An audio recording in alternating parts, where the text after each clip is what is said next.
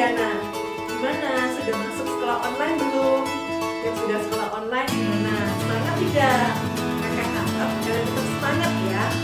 Jadi adik-adik, kita mulai ibadah kita dengan mengingat bahwa pertolongan kita datangnya dari Tuhan yang menciptakan langit dan bumi. Mari kita nyanyikan lagu Ku Masuki Gerbangnya.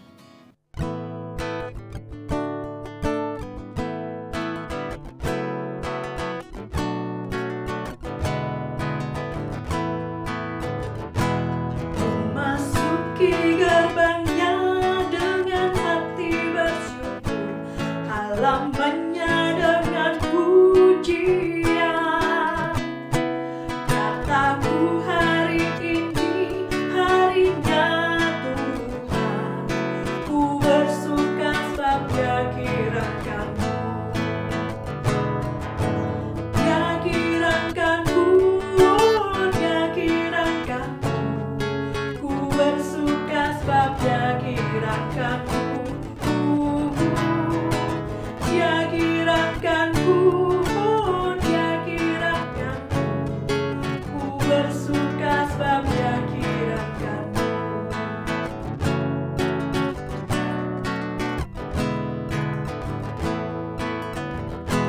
Ku masuki gerbangnya dengan hati bersyukur, halamannya dengan pujian. Kataku hari ini harinya Tuhan, ku bersuka sebab Dia kirangkanmu.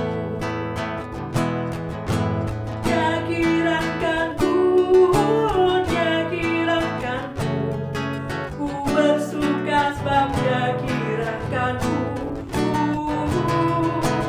Dia kirangkanku, Dia kirangkanku, ku bersuka sebab Dia kirangkanku.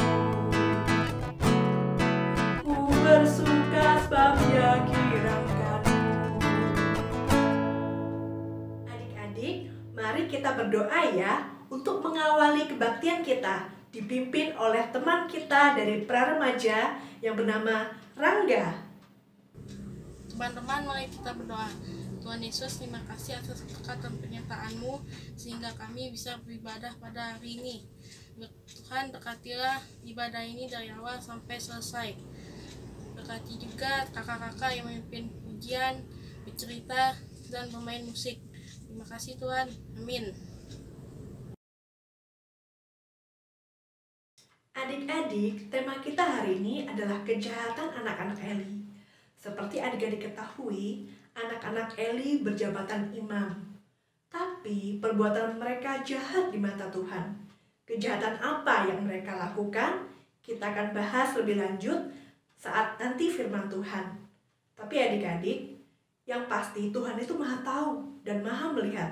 Dia tahu apa yang dilakukan anak-anak Eli maupun yang adik-adik lakukan. Nah, karena itu mari kita melakukan apa yang berkenan di hadapan Tuhan. Mari adik-adik, kita nyanyikan lagu yang berjudul Selidiki Aku.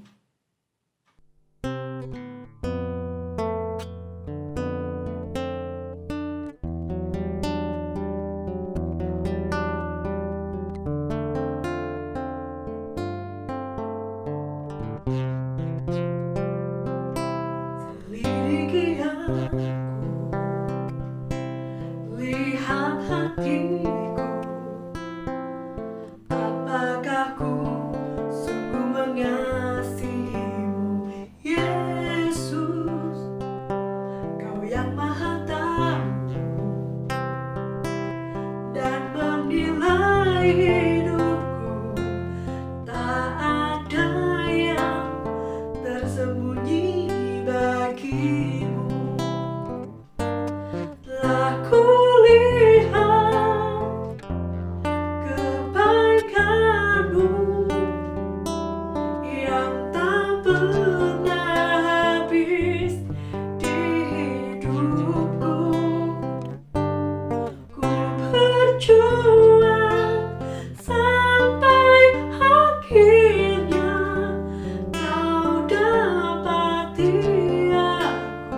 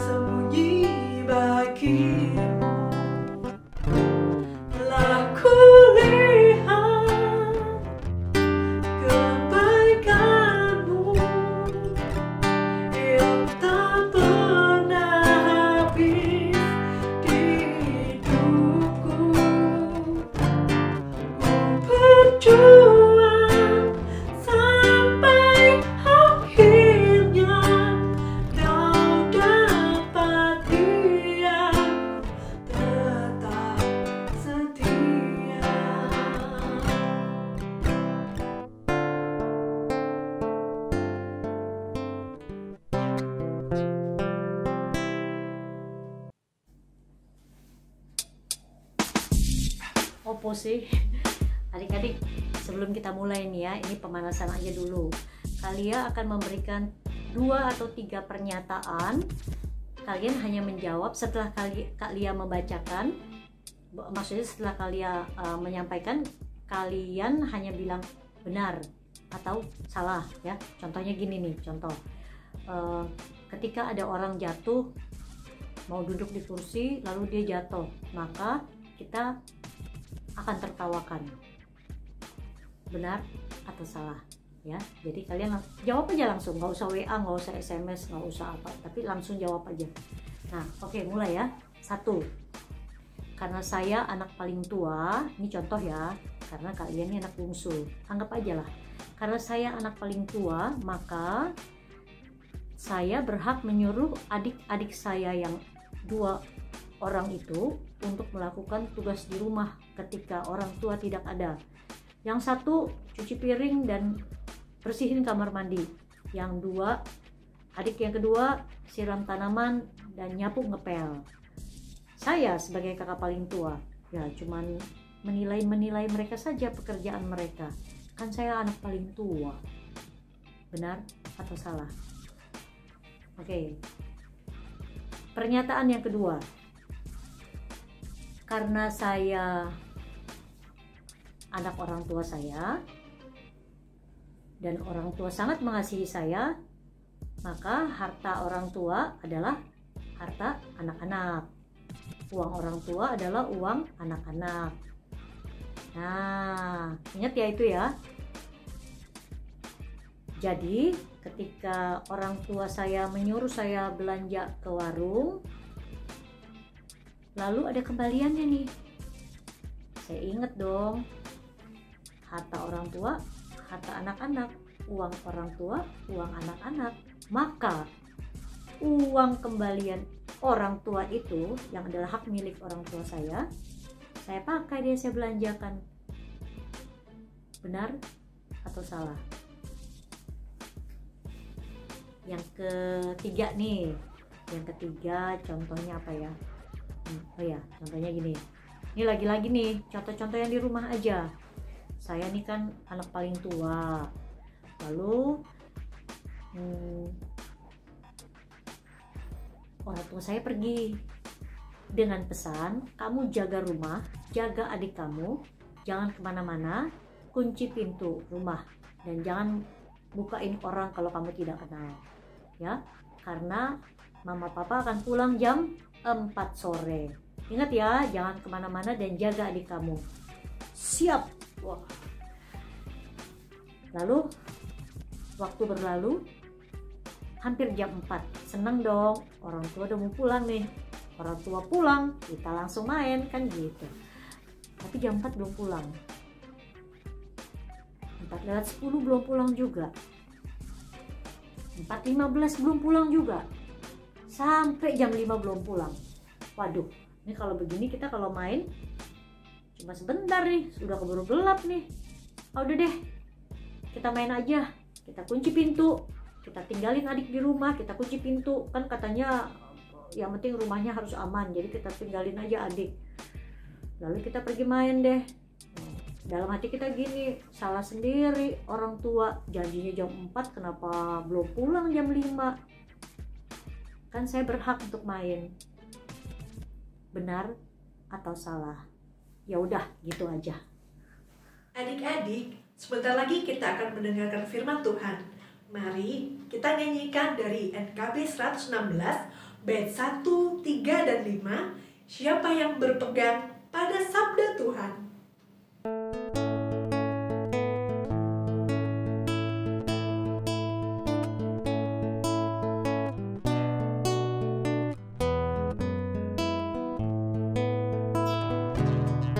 Siapa yang berpegang pada sabda Tuhan dan setia mematuhinya, hidupnya mulia dalam cahaya berkah, bersekutu dengan Tuhannya. Percayalah dan pegang sabdanya, hidupmu dalam Yesus. Sungguh bahagia bila kita sedih, hidup kita pedih, Tuhan mau berperan dalamnya.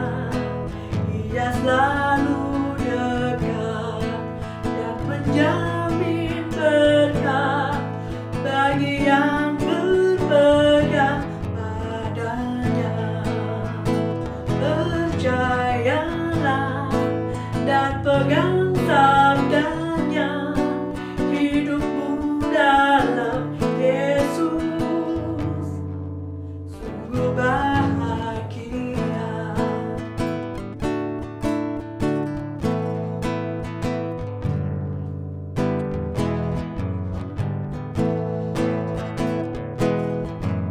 Oh, betapa senang hidup dalam terang, beserta Tuhan di jalannya. Jika mau mendengar serta patuh benar dan tetap berpegang padanya. Percayalah dan pegang sabdanya, hidupmu dalam Yesus. Bahagia.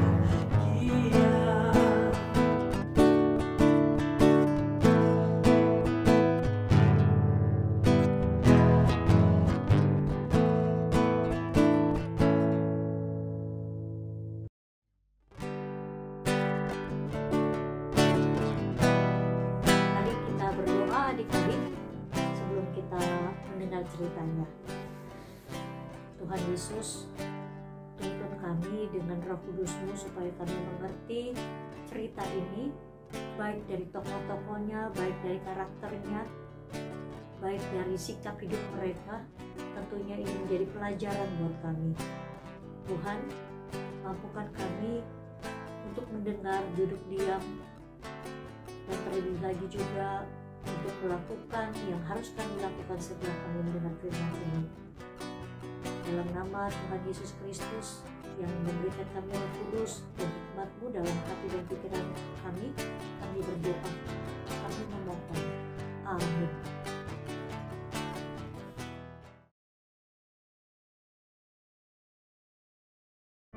Lalu pulanglah Elkana ke Rama, tetapi anak itu menjadi pelayan Tuhan di bawah pengawasan Imam Eli. Adapun anak-anak lelaki Eli adalah orang-orang dursila. Mereka tidak mengindahkan Tuhan ataupun batas hak para imam terhadap bangsa itu. Setiap kali seseorang mempersembahkan korban sembelihan, sementara daging itu dimasak, datanglah bujang imam membawa garpu bergigi 3 di tangannya, dan dicucukkannya ke dalam bejana, atau ke dalam kuali, atau ke dalam belanga, atau ke dalam periuk. Segala yang ditarik dengan garpu itu ke atas, diambil imam itu untuk dirinya sendiri. Demikianlah mereka memperlakukan semua orang Israel yang datang ke sana, ke Silo. Bahkan sebelum lemaknya dibakar, bujang imam itu datang, lalu berkata kepada orang yang mempersembahkan korban itu, "Berikanlah daging kepada imam untuk dipanggang, sebab ia tidak mau menerima daripadamu daging yang dimasak, hanya yang mentah saja." Apabila orang itu menjawabnya, "Bukankah lemak itu harus dibakar dahulu? Kemudian barulah ambil bagimu sesuka hatimu." maka berkatalah ia kepada orang itu, "Sekarang juga harus kau berikan. Kalau tidak, aku akan mengambilnya dengan kekerasan." Dengan demikian sangat besarlah dosa kedua orang muda itu di hadapan Tuhan, sebab mereka memandang rendah korban untuk Tuhan. Adapun Samuel menjadi pelayan di hadapan Tuhan. Ia masih anak-anak yang tubuhnya berlilitkan baju efod dari kain lenan. Setiap tahun ibunya membuatkan dia jubah kecil dan membawa jubah itu kepadanya apabila ia bersama-sama suaminya pergi mempersembahkan korban sembelihan tahunan. Lalu Eli memberkati Elkana dan istrinya. Katanya, Tuhan kiranya memberikan keturunan kepadamu dari perempuan ini, pengganti yang telah diserahkannya kepada Tuhan. Sesudah itu pulanglah mereka ke tempat kediamannya. Dan Tuhan mengindahkan Hana, sehingga dia mengandung dan melahirkan 3 anak laki-laki dan 2 anak perempuan lagi. Sementara itu makin besarlah Samuel yang muda itu di hadapan Tuhan. Eli telah sangat tua. Apabila didengarnya segala sesuatu yang dilakukan anak-anaknya terhadap semua orang Israel, dan bahwa mereka itu tidur dengan perempuan-perempuan yang melayani di depan pintu kemah pertemuan, berkatalah ia kepada mereka, "Mengapa kamu melakukan hal-hal yang begitu? Sehingga ku dengar dari segenap bangsa ini tentang perbuatan-perbuatanmu yang jahat itu. Janganlah begitu, anak-anakku. Bukan kabar baik yang ku dengar itu, bahwa kamu menyebabkan umat Tuhan melakukan pelanggaran. Jika seseorang berdosa terhadap seorang yang lain, maka Allah yang akan mengadili. Tetapi jika seseorang berdosa terhadap Tuhan, siapakah yang menjadi perantara baginya?" Tetapi tidaklah didengarkan mereka perkataan ayahnya itu, sebab Tuhan hendak mematikan mereka. Tetapi Samuel yang muda itu semakin besar dan semakin disukai, baik di hadapan Tuhan maupun di hadapan manusia.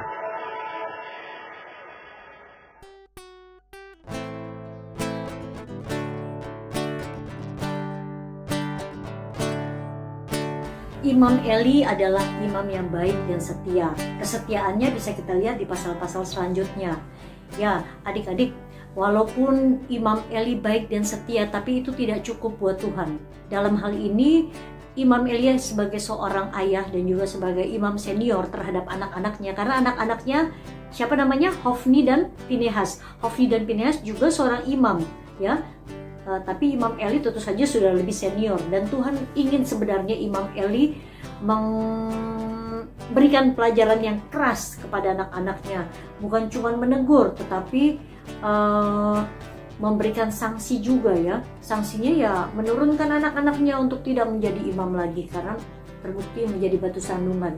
Ya, Imam Eli gagal mendisiplinkan anak-anaknya. Ya, anak-anaknya terbukti melakukan pelanggaran-pelanggaran yang berat di depan matanya, bahkan di depan umat juga, dan itu melecehkan Tuhan. Tuhan sangat marah. Apa aja sih yang dilakukan oleh anak-anak Imam Eli? Kita tahu tadi ya, bahwa mereka mengambil persembahan yang bukan menjadi milik mereka. Artinya yang harus dipersembahkan buat Tuhan dulu, tapi mereka mengambil duluan dengan cara apa? Dia ambil garpu dan mencocokkan. Jadi mereka tahu tuh mana daging yang tebal, ya, mana yang lemaknya yang tebal. Tuh mungkin Hofni dan Pinehas sakit kolesterol, ya, karena Karya aja yang jarang, nggak sering lah makan daging aja ya, kolesterolnya cukup tinggi, apalagi Hofni dan Pinehas. Tapi itu tidak tercatat di Alkitab, jadi lupakan saja soal kolesterolnya Hofni Pinehas. Tapi artinya mereka mengambil haknya Tuhan terlebih dahulu, mereka untuk kepentingan mereka sendiri. Nah, dan itu artinya mereka melecehkan Tuhan, bukan saja melecehkan kurban sembelihannya umat, tapi melecehkan Tuhan, ya. Yang menjadi hak Tuhan mereka ambil. Lalu apalagi yang menjadi kejahatan anak-anak Eli? Ya, mereka imam rasa preman, imam rasa algojo. ya. Mereka nggak segan-segan untuk memalak, untuk bertindak kekerasan ketika ada umat yang menolak, karena umat mengerti ya, umat tuh paham, umat aja paham dengan tata cara membawa korban sembelihan. Masa imam-imam nggak ngerti? Ngerti nggak? Ya ngerti lah. Wong imam itu salah satu tugas dan fungsinya adalah menjaga ajaran Taurat. Jadi mereka tuh paham banget yang namanya aturan-aturan, yang namanya ketetapan-ketetapan yang Tuhan bikin sendiri untuk umat Israel. Jadi mereka tuh paham sebenarnya. Tapi ya itu, paham tapi terus melakukan. Jadinya tugas imam juga adalah untuk menerima persembahan itu ya, mengolah persembahan, untuk menyatakan bahwa persembahannya si ini Tuhan terima atau enggak. Kok bisa ya, emangnya imam itu Tuhan? Bukan, memang bukan, tetapi dia punya otoritas, dia punya wibawanya Tuhan untuk menyatakan itu, bahwa persembahan kamu layak apa enggak, Tuhan terima atau enggak. Bahkan ketika ada orang kusta, lalu untuk menyatakan sembuh atau enggaknya, mereka harus ketemu dengan imam dulu. Imam yang menyatakan kamu udah sembuh atau belum, ya. Begitulah otoritas imam tuh dulu sangat tinggi dan sangat penting. Nah, anak-anak Imam Eli yang adalah imam juga si Hofni dan Pinehas itu menyalahgunakan jabatan mereka. Ya, mereka bukan cuma mengambil hak Tuhan lalu berlaku seperti preman, tetapi mereka juga punya tindakan dursila. Apa itu dursila? Dursila itu kalau kamus besar tuh adalah melakukan kejahatan ya, melakukan kejahatan bukan saja terhadap Tuhan, terhadap umat, tetapi terhadap perempuan-perempuan juga. Mereka bertindak tidak senonoh terhadap perempuan-perempuan yang melayani di kemah suci itu ya. Dan sebagai anak, mereka juga mengabaikan nasihat orang tuanya, Imam Eli, dan itu Tuhan sangat tidak berkenan.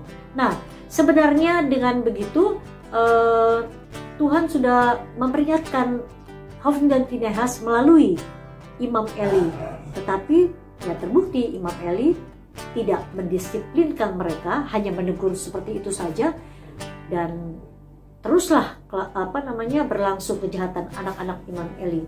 Nah, pada saat itu juga di tempat yang sama, di bait di kemah suci itu juga ada seorang contoh yang baik, yaitu siapa? Samuel. Samuel walaupun dia masih kecil di bawah pengasuhan Imam Eli, tapi dia bertumbuh tidak menjadi sama seperti Hofni dan Pinehas ya. Tadi di cerita itu juga ada ibunya Hana, bagaimana dia terus berpengharapan pada Tuhan, lalu Tuhan akhirnya memberikan dia anak ya. Dan Hana setiap tahun ketika dia sama suaminya Elkana mengunjungi Rama, mengunjungi di Silo itu. Nah, dia tuh selalu membawakan baju-baju kecil untuk Samuel yang masih kecil saat itu di bawah pengawasan. Samuel sekecil itu sudah melayani Tuhan, ya, sekecil itu. Tapi di Alkitab juga dibilang Samuel walaupun melihat sekitarnya, dia melihat teladan buruk dari Hofni dan Pinehas sebagai imam. Jangan bilang Samuel tidak melihat, Samuel melihat itu, ya. Tapi dia tidak bertumbuh dan bersikap serupa seperti Hofni dan Pinehas. Malah sedari kecil dia sudah merespon suara Tuhan, ya. Dia mengikuti Tuhan sepanjang hidupnya dan dia tidak sama seperti Hofni dan Pinehas. Jadi jangan pernah beralasan dengan lingkungan ya. Ternyata Samuel bisa. Nah, adik-adik, apa sih yang kita mau pelajari dari cerita hari ini? Satu, yaitu jangan pernah menggunakan jabatan. Jabatan, seandainya sekali waktu adik-adik punya jabatan yang tinggi, atau misalnya jabatan nih adik-adik dipercayakan sebagai ketua kelas ya, itu jangan menggunakan jabatan adik-adik sebagai ketua kelas untuk seenaknya memerintah, nyuruh-nyuruh gitu kan, seperti contoh yang tadi gitu ya, contoh di awalnya itu ya. Tapi jabatan yang tinggi, jabatan yang jabatan yang tinggi itu tentu saja ada tanggung jawab yang dalam, yang besar, dan konsekuensinya jabatan yang tinggi biasanya juga dan selalu akan mendapat gaji ya gitu, atau apapun namanya, mendapatkan kompensasi lah. Apa itu kompensasi ya? Kurang lebih kayak gaji itu juga tinggi. Jadi jangan lihat, oh dia jabatannya tinggi, gajinya tinggi. Enggak, karena tanggung jawabnya juga banyak. dan terlalu banyak ya. Jadi jabatan yang tinggi itu harusnya menjadi penolong, menjadi jalan keluar untuk orang-orang yang dia bawahi, dan juga jabatan tinggi itu untuk mengayomi ya, tidak seperti Hofni Pinehas malah membuli orang-orang dan menindas atau mengintimidasi orang-orang ya. Nah, itu gunanya jabatan tinggi, yaitu untuk menjadi penolong buat orang lain, buat orang-orang di bawahnya. Nah, yang kedua yang kita pelajari dari cerita ini adalah, adik-adik, mata Tuhan melihat apa yang kita buat. Bukan cuma yang kita buat, baru rencana, baru di pikiran kita, tapi mata Tuhan melihat, mata Tuhan menyelidiki pikiran dan hati kita. Jadi jangan pernah berpikir kita bisa sembunyi dari yang namanya dosa ya. Jadi memang kadang-kadang kita suka berpikir ya, kok ada ya orang jahat, orang dursila, atau mungkin kita lah ya, kok bisa ya kita yang jahat ini, yang banyak dosanya, tapi kok Tuhan nggak hukum-hukum ya? Tidak pernah adik-adik. Tuhan itu walaupun dia akan menghukum, tetapi dia juga baik. Dia akan mengutus orang-orang tertentu, atau dia menegur, Tuhan menegur dengan banyak cara ya. Dalam hal ini Hofni dan Pinehas, Tuhan tidak langsung mematikan dia, tidak langsung menghukum, tapi ada Imam Eli. Nah, mungkin adik-adik juga ada orang tua atau ada saudara, ada sekitarnya yang memperingatkan adik-adik ketika berbuat salah atau dosa ya. Dan kalaupun gak ada yang memperingatkan, ingat, setiap anak-anak Tuhan punya yang namanya Roh Kudus. Roh Kudus untuk apa? Untuk memperingatkan kita. Ya, jadi kita nggak pernah bisa beralasan, aduh nggak ada yang kasih tahu saya kalau itu salah atau dosa. Tidak pernah, karena Roh Kudus itu ada dalam diri kita. Dia menyatakan kesalahan kita, dosa kita. Jadi tidak pernah ada yang bisa tersembunyi. Roh Kudus itu juga Tuhan, ya Allah. Minggu lalu juga kan Kak Maureen bilang ya, bait Allah ya itu sama dengan apa, bait Roh Kudus ya. Jadi beruntunglah kalau kita masih Tuhan berikan kesempatan untuk berbalik, untuk bertobat ya. Ketika kita punya niat jahat atau bahkan kita sudah melakukan hal-hal yang jahat di mata Tuhan ya, ingat selalu kembali sama Tuhan. Dan yang ketiga adik-adik ya, kita jangan terpengaruh. Ingat, Samuel tidak terpengaruh walaupun dia melihat Hofni dan Pinehas dan sekitarnya menjadi bobrok. Bahkan ada umat yang saat itu juga ikut-ikutan ya dengan Hofni Pinehas, alasannya tuh imam aja melakukan itu, ya udah kita ikut-ikutan aja. Tapi Samuel sedari kecil dia dididik oleh Imam Eli, tapi dia takut akan Tuhan, dia peka dengan panggilan Tuhan ya. Jadi dia sepanjang hidupnya sampai dia besar, anak itu dari kecil sampai dia besar, Alkitab mencatat apa di bait terakhir, semakin menyukakan hati orang dan semakin berkenan di hadapan Tuhan ya. Tuhan pakai dia juga dengan luar biasa walaupun lingkungannya gak baik ya. Sama-sama bertumbuh, sama-sama hidup di kemah suci, tapi Samuel dan anak-anaknya Imam Eli itu berbeda, sangat kontras. Nah adik-adik, yang kita mau pelajari dari hal ini juga ya, sekali lagi jangan pernah kita menganggap enteng ataupun menganggap bahwa kebaikan Tuhan atas hidup kita gak apa-apalah kita melakukan dosa kecil-kecil, toh kita masih, Tuhan gak hukum kok, kemarin saya begini Tuhan gak hukum juga. Jangan ya, kita gak pernah tahu kapan Tuhan panggil kita. Jadi selagi masih ada waktu, kita harus siap sedia, dan kita juga harus tidak terpengaruh. Kita harus Tuhan dapati kita berdiri teguh, kita mengandalkan Tuhan seperti Hana, selalu berpengharapan sama Tuhan ya. Jangan pernah menganggap bahwa hidup kita masih lama, kita nggak pernah tahu ya, karena setiap kesempatan itu adalah Tuhan berikan untuk kita selalu bisa kembali ataupun bertobat pada Tuhan. Pilihan ada di tangan adik-adik, kita mau jadi karakter yang mana? Mau jadi karakter Hofni dan Pinehas, atau kita mau jadi karakter Samuel, Hana, Imam Eli juga. Pilihan di tangan adik-adik, di tangan kita, di tangan Kak Lia juga. Tapi bukan cuma pilihan di tangan kita. Andalkan Tuhan, ya. Karena tidak mudah jalan hidup kita ke depan.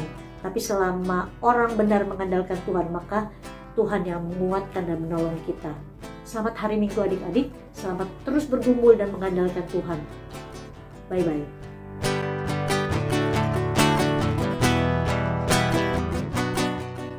Kita akan berdoa syafaat seperti yang biasa kita lakukan di kelas, dan doa syafaat akan ditutup dengan doa Bapa kami. Adik-adik ikut berdoa ya, dan ikut bersuara ketika kita berdoa Bapa kami. Mari kita berdoa. Kami bersyukur kalau kami belajar lagi cerita tentang kejahatan anak-anak Eli, yaitu Hofni dan Pinehas.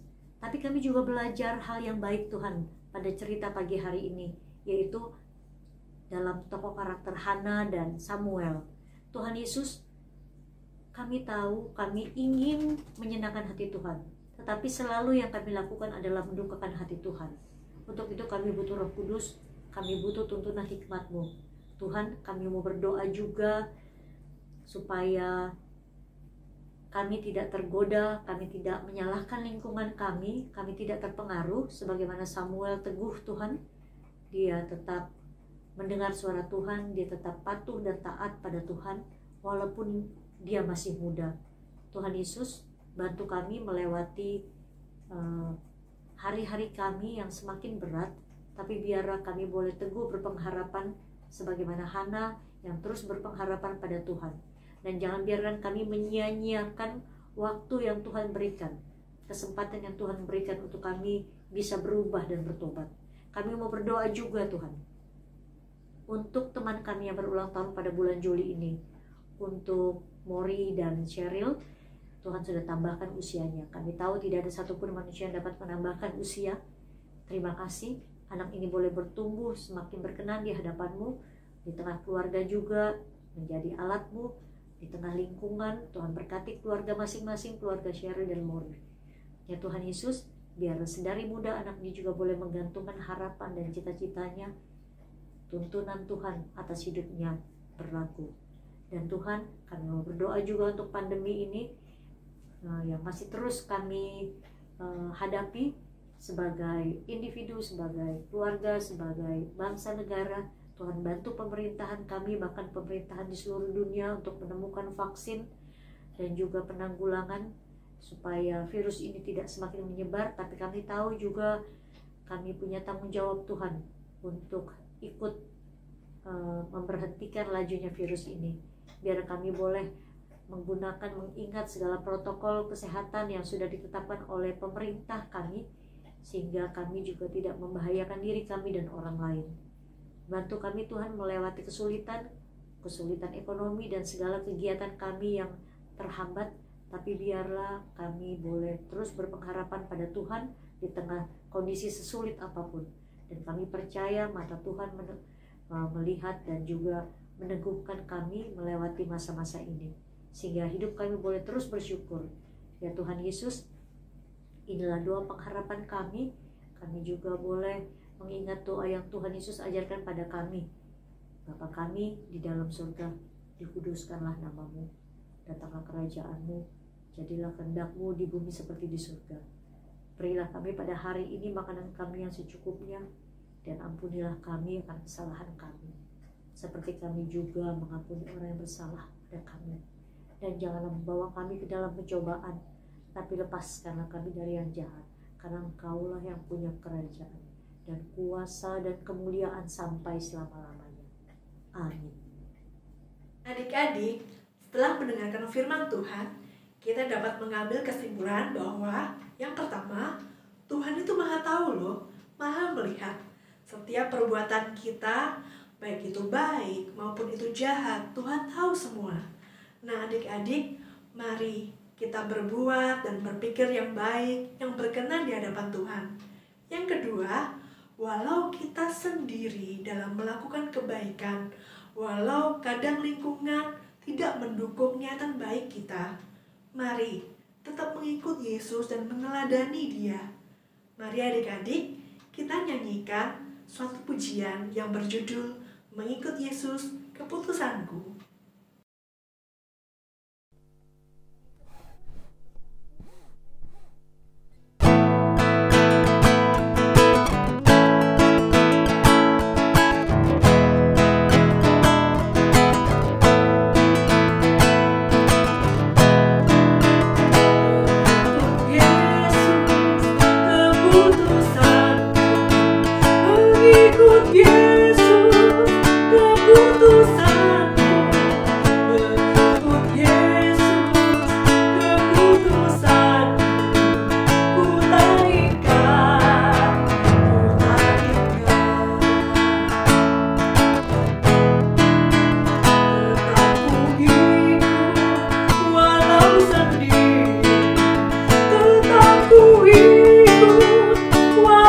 sendiri, tetap ku ikut.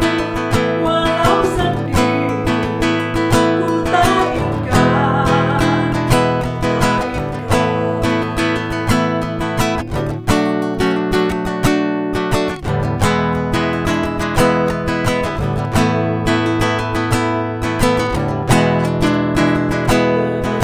Yesus, keputusanku, mengikut Yesus, keputusanku,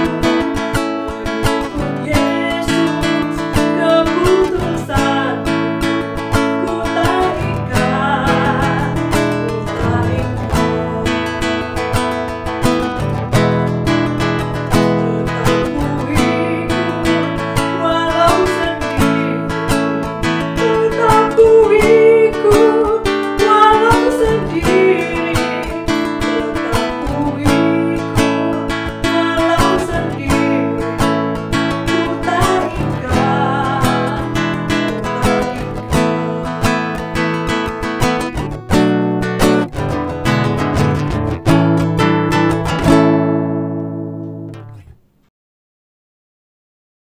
Adik-adik, selesai sudah ibadah kita pagi ini.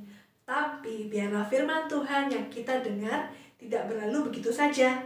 Biarlah senantiasa kita renungkan dan lakukan. Sampai jumpa lagi ya.